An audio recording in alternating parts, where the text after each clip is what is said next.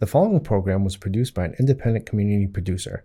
The opinions expressed do not necessarily reflect those of the ECAT staff or board of directors. Good morning, good afternoon, good evening, good night. It's the Ron Van Dam Show. Hold on tight, things can get a bit weird, if you like that sort of thing. Hey, welcome to the program. How are you? Good to be here on your TV. I'm on your TV. Look at me. I'm on your TV. Welcome to the show. How are you? As the person said at the beginning of the little opening, this is the Ron Van Dam Show. That happens to be my name. It's a coincidence is really all it is.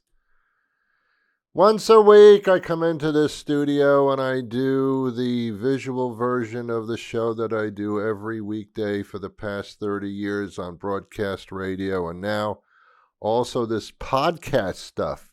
Oh, you know, it's funny. When the podcast stuff began, I said to people, who's going to listen to that crap? And then, oh my God, it took off. And I got in on it toward the beginning, so that was nice. And so be it, whatever. What do you care? Sorry to bother you with that extra baggage. Anyway, welcome to the show. For those of you that may not be familiar with what I do, I'm with you. I don't get it either. I talk about things that don't make any sense. And that has given me enough material for over 3 decades and plenty more to go. So, you know, whatever. How are you, by the way? How are you? Why don't you have a talk show? You probably do. That's the funny part of it. So, what do you want to talk about today? Oh, you know what I noticed? I noticed that a lot of people are buying stuff that they don't have to buy. You know, you complain about how everything is inflated price-wise, and tires seem to be inflated as well. So, like, what's the problem? But there are ways to get things for free, and I'll tell you how you do that, because I am what they call a public service program. Not really. Sometimes it seems like it. So here's the thing. You can get free things for free. Did you know that? Yes, free things, they come for free. And I'm not talking about this coupon stuff. Buy one, get one free. You still have to buy one, so that's not free. That's what's called half price. Here's what you can get for free, and a lot of people might not realize that they can do this. And, you know, there's sometimes a fine line between stealing and something for free. Sometimes it's a matter of opinion. Let's be careful with this. I do not think that people should take things that are not theirs. But if they could be theirs, maybe it's okay. I'll explain. Before I did radio, I used to work at a regular job, a regular 9-to-5 job. I know. I did that. I was a distribution manager for a printing supply company. And I did it for a period of time in the greater Massachusetts area. That's what I did. And what I realized then was what I realize now, is that people take stuff simply because they feel like if they're working for a company, then they should get perks that they decide their perks shall be. In every store, in every company, everywhere, there is a supply closet, and in that closet has technically, to you, all the stuff that you can take for free. But it's not yours, and it's not really for free, but people think it is, and they act accordingly. Case in point, sure, why not? Toilet paper.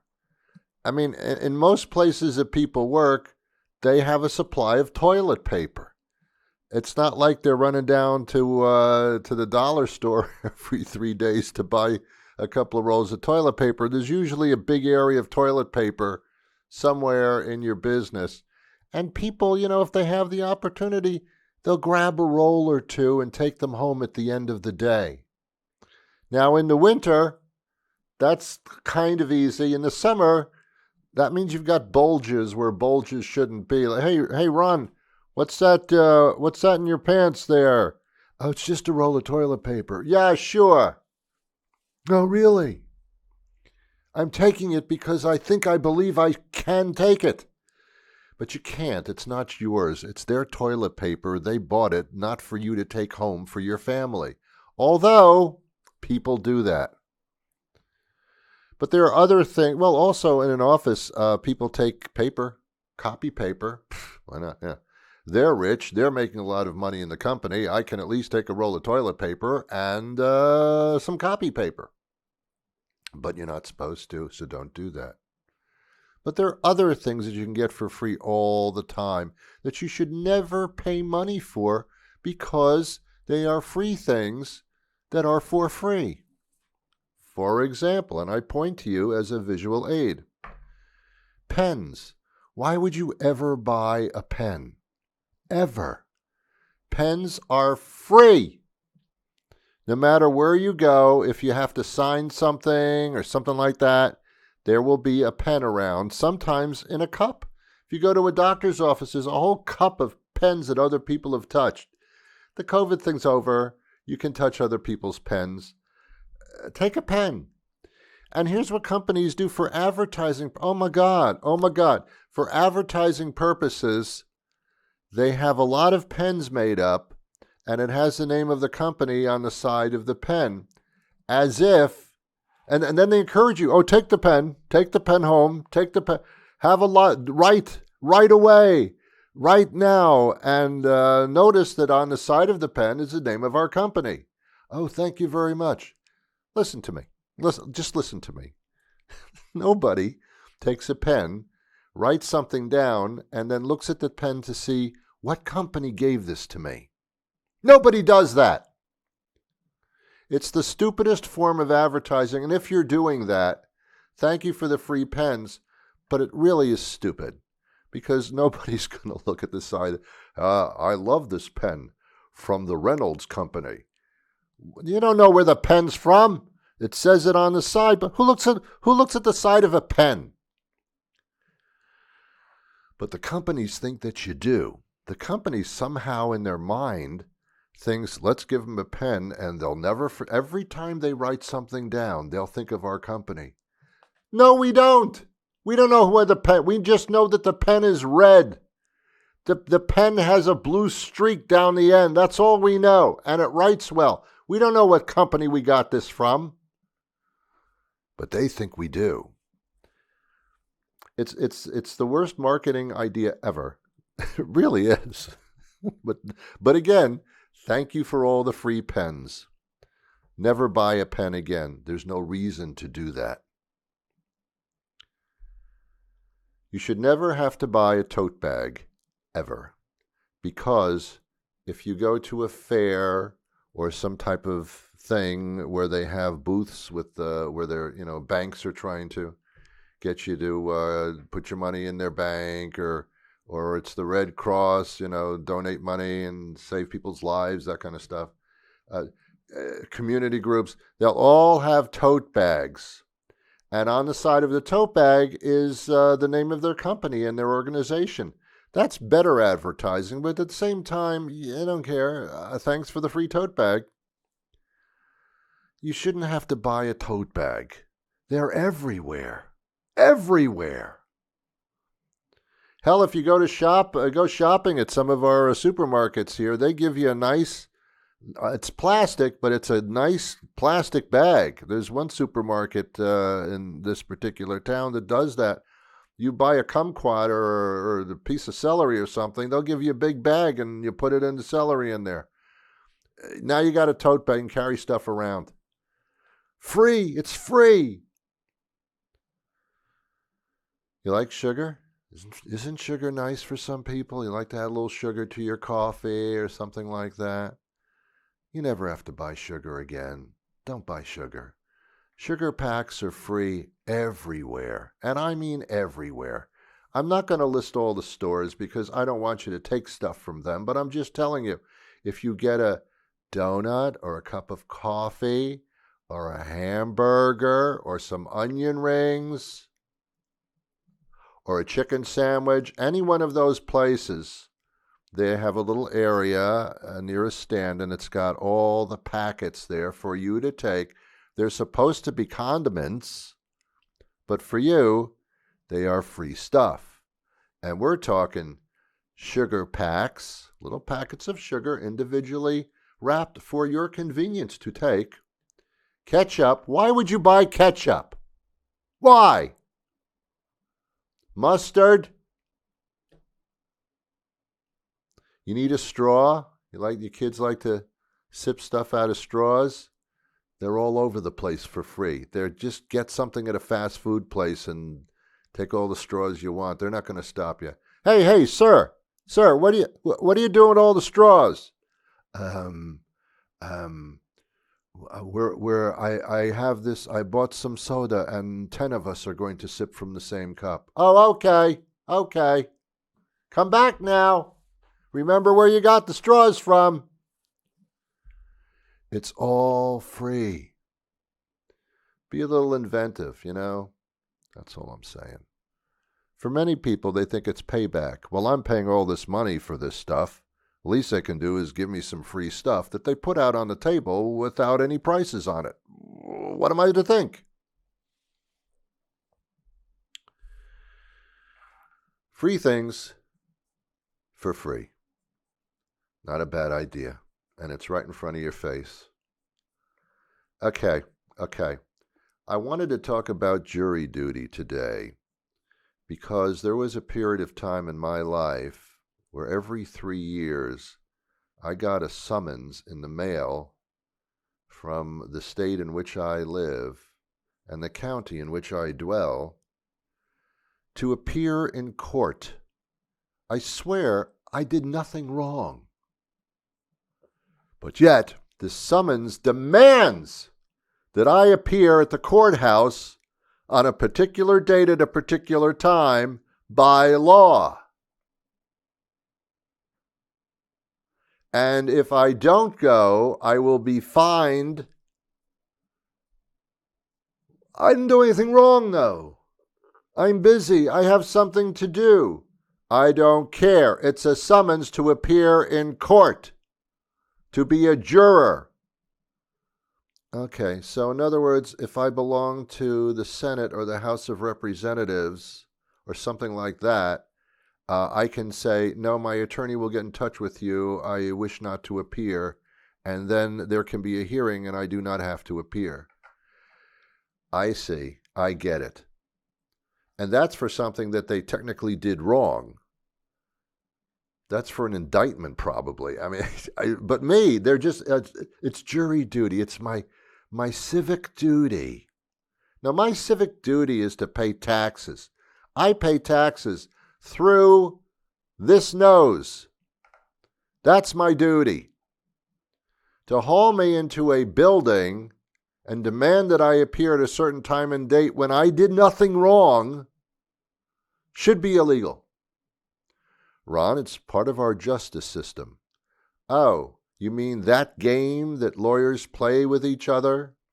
That system? Look, I know, our legal system is not great, but it's the best we have. Oh, well, okay then. well, that's good then. Okay, good. Man, my point to all this is, if people don't want to be there as a juror, why are you hauling their ass into the building? What's the point? They're going to get out of it anyway. You can't force them to be on the jury. They don't want to be there. The lawyers aren't going to want them to be serving on a particular jury if they don't even want to be there. Oh, I'll find them guilty or not guilty. I don't care. Just get me out of here. Whatever the rest of the people want, I'll go with that. You don't want that. You don't want that on your jury. And they don't. Why are you wasting these people's times? Because there's another way of doing this, and it's called volunteering. Something that a lot of us don't do, no matter what. But there's nothing wrong with volunteering. As a matter of fact, it's rather commendable.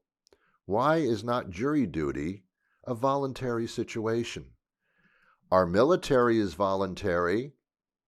Sure, there were times in our recent history where there was a draft, in which case you just put a sweater on. But, I'm kidding. The draft was a horrible thing. But it's been voluntary ever since. Why can't we have a voluntary jury system? People who want to be there. People who have the ability not to be biased. Those people. And there are people like that, and those would be the people that live on the jury. They should still live in the general area of where the crime took place. That's proper, I get that. But I venture to say you'll find a voluntary jury pool of people that really don't mind doing it and are good at it. No, don't pay them. I don't want people being on a jury just because they need money. Oh my God, no. These have to be volunteers. They have to be really, really into it to the point where they get it and they know the deal and they got the time to do it and they want to find out exactly what's going on with this particular case. Those are the people you want on the jury anyway. Why would you haul citizens into a courthouse who don't want to be there at all? And then the judge yells at you, well, why don't you want to be on jury duty, Van Dam? 'Cause I don't want to, and I don't want to affect somebody's life. I don't know these people. Why are you forcing them upon me? And the judge will yell at you, well, this is your civic duty. No, it's not. You made it that way, but it's not. My civic duty is to pay my taxes. That's it. That's it, man. Follow the law. I didn't break the law. Why are you hauling my ass in here? I didn't do anything wrong. Why? I was lucky enough, and I use the word lucky, because I got a summons every 3 years to appear in court to be a juror. Jury duty. The duty of the jury. And the state tells me that it's random. You can't, you don't have to, and you can't serve any jury duty if you did it within the past 3 years. But after that, you're up again for what they call their lottery. Well, let me tell you something. I've played the lottery every once in a while. I always lose. And if I win everything, hey, I won $20 on a scratch ticket. How much did you spend before that, before you won anything on scratch tickets? Oh, about $700. Now I've only lost $680. No, I've never been lucky at scratch tickets of the lottery or Keno or any one of those gambling things or places to go. No. And if I was, it was only after I spent much more money in order to win that. So no, I'm not lucky at that stuff. However, apparently, I'm very lucky at the lottery drawing to be a jury member for jury duty. That I win every 3 years. Does it make sense? No, it doesn't make sense. This is a crazy world, kids. I'm telling you, it's a crazy world. If you don't realize it at a certain point in your life, then I guess you don't know what's going on. I know that there's nobody watching this show who would say, no city or town or state or government official that would say, did you hear Ron? He suggested a volunteer jury duty thing. Damn it, let's do it. No, that's not going to happen. So why am I don't know why. I have no idea why. Why even bother? Let's talk about people telling jokes, shall we? When you go to a comedy club or something like that, or you're watching a comedian on television and they tell a joke, you laugh because it is generally funny. These are professional comedians, and they've worked at their craft. If they have an idea for a joke, they sit down and they do the wording of it so specifically, and they try that joke out time and time and time again until the best delivery of that joke has been realized, and then they'll use it in their act for the rest of their lives. But it's meticulously, carefully placed with the proper words to make the joke as funny as possible, and sometimes to add some facial expression or of movement to the joke. It's very carefully crafted. You think it's not, but it is. But then there are people that you know, like acquaintances, or people you meet on the street, and they tell you something funny that they think is funny, but they're not comedians. Oh my God, what an uncomfortable situation that can be. We all know people like this. They're the nicest people in the world, and I love them. Not in the sense of what you think, but, I think they're wonderful people. But when they think something is funny and they want to tell you what that is, they will actually laugh during and before they even tell that joke. Ron, I got a funny joke for you. It's just thinking about it makes me laugh. So these two guys, oh my God, these two guys, oh, you're going to love this. When it starts out like that, you're in trouble. You're going to have to somehow find this funny. Otherwise, that person will be very embarrassed. And then they tell the joke, and at the end of the joke, they laugh at what they just said. What are you supposed to do? Just stand there and stare at them? You have to laugh along with them as if the joke that they just told was uproariously funny. But it wasn't. It was awful. But they already think it was. Ron, these two guys, they walk into a bar, and the bartender says, "What do you want to drink?" And one guy looks at the other and says, "Not what he's having." That was it. Not what he's having. Oh, my God. That's not funny. What are you supposed to do? You don't just stand there. You have to chuckle as well with them. Oh, yes. It's very, very, you are very, very funny. And the way you told that joke was an excellent portrayal of the actual situation. So therefore, when someone is attempting to tell me what they consider to be a joke or something funny that happened to them, even the funny experience where it's not even a joke, it's just an experience that they had that they thought was really, really funny. And then if you don't laugh with them, they say this famous line that has been quoted even by Shakespeare. When you tell a joke and the other person doesn't laugh as much as you do, or at all, you have to say, and I quote, you had to be there. Yes, you're right. I would have had to be there to think that this was funny at all. I was not there, so I don't know what that's funny about. But no, I was not there. Well, Ron, you had to be there. But I wasn't. So you just wasted your time and mine as well, and I don't want to be your friend anymore because this is pathetic. Beware of people that have something funny to say to you who are not professional comedians. Now, if they're a professional comedian, chances are they can make it sound funny. Some professional comedians can make anything sound funny. It's just the way that they express it. You find them funny no matter what they say. If you have a favorite comedian and you happen to, everything they say is funny. Hey, welcome to the show. Welcome to the show. I love it. That is so funny. I am welcomed here. Oh my God. I can't wait for you to say something else. Well, ladies and gentlemen, it's a pleasure to be standing in front of you. You're standing in front of me. That is so funny. You are standing in front of me. That was really too obvious, and that's what's funny about that. You are so right.